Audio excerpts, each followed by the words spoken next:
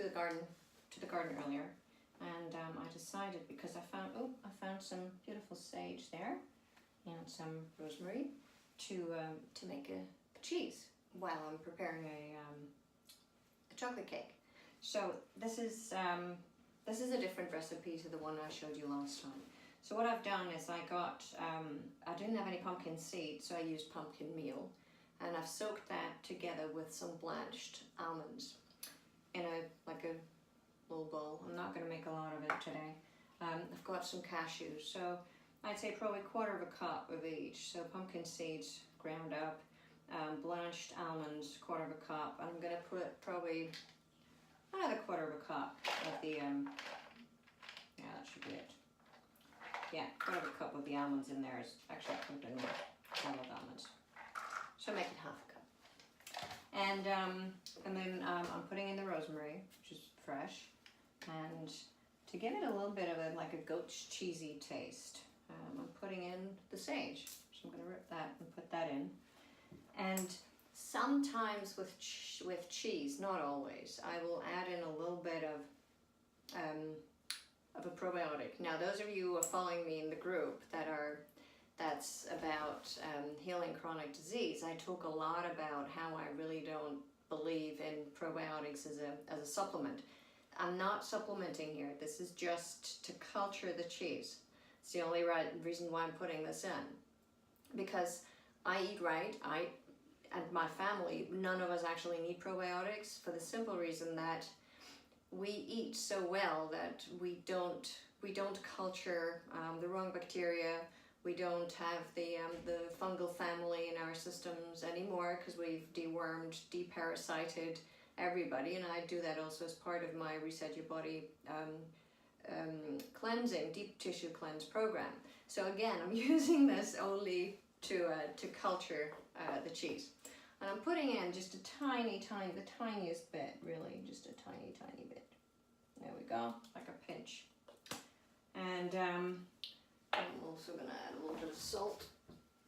Actually, yeah, I'm going to put that. I'm going to use the Himalayan salt today.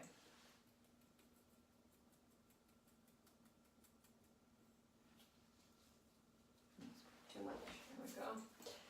And something else I'm going to do today, which I don't normally do, I'm going to add a little bit of zucchini. Just half one, a small one. And I was going to put in red pepper, but I'm not in the mood for that, so I'm going to leave that. Now all of this is going to go into the blender. And ooh, I'm salivating already. I love this cheese. Absolutely adore this cheese.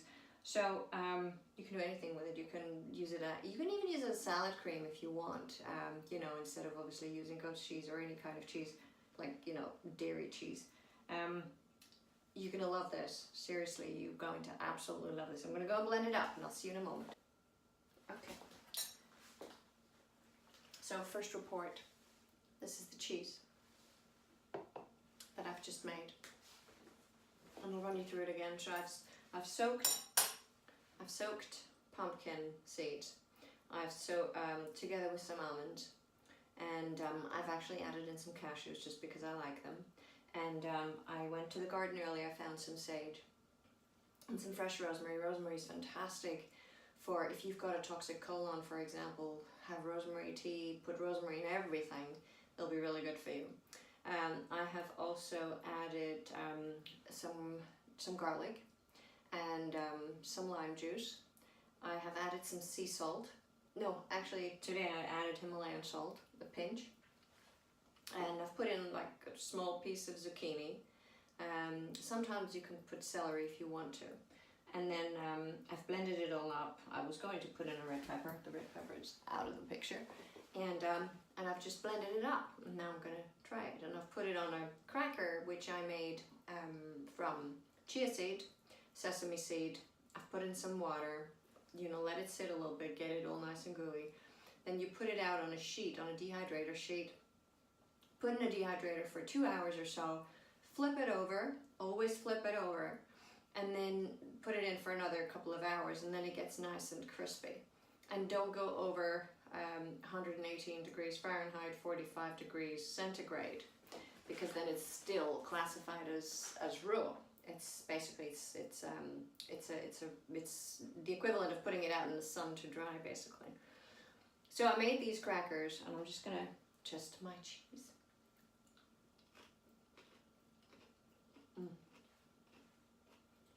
This is beautiful.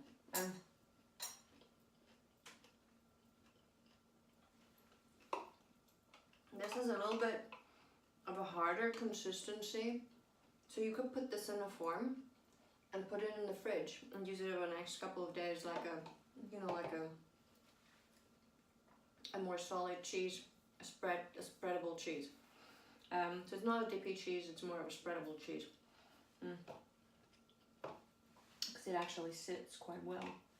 And if you want it slightly more creamy, you can always play around and put a little bit more cashew in if you wanted to. Cashew makes creamy. Cashew is absolutely beautiful. You can also add bruised yeast, and try if you like that any better. It's really a case of having fun with these ingredients and these recipes. It's not about it being perfect every time. Mine tastes different every single time, and you know, unless obviously I stick to the exact measurements and I use the exact same nuts. But just go with it, go with the flow, have a bit of fun, and enjoy the outcome. It's raw, it's vegan, it's good for you.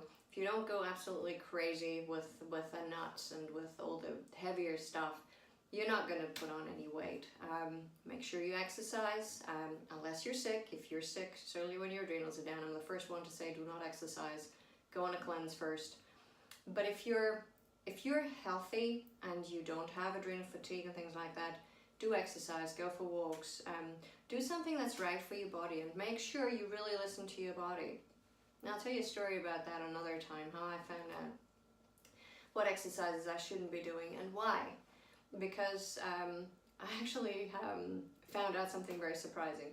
So enjoy your cheese. Let me know in the comments whether you liked it. Sharing is caring, so share with your loved ones or your friends, so they too can maybe start and embark on a journey of healthier eating. All right? So until then, until next time, take good care and stay healthy. Bye-bye.